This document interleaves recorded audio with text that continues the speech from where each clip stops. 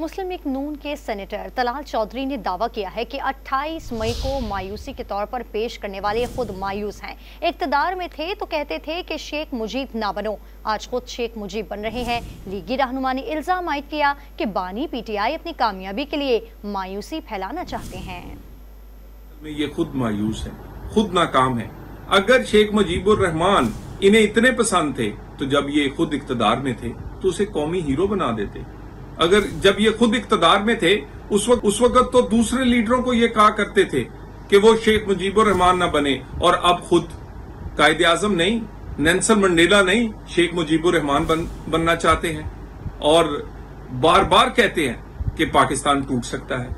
कभी आप पाकिस्तान के 3 टुकड़े करने की बात करते हैं, कभी पाकिस्तान की IMF की डील हो उसको इसलिए सबोताश करना चाहते हैं कि पाकिस्तान डिफॉल्ट करेगा, पाकिस्तान अफरा तफरी का शिकार होगा, पाकिस्तान में मायूसी होगी तो फिर आप कामयाब होंगे।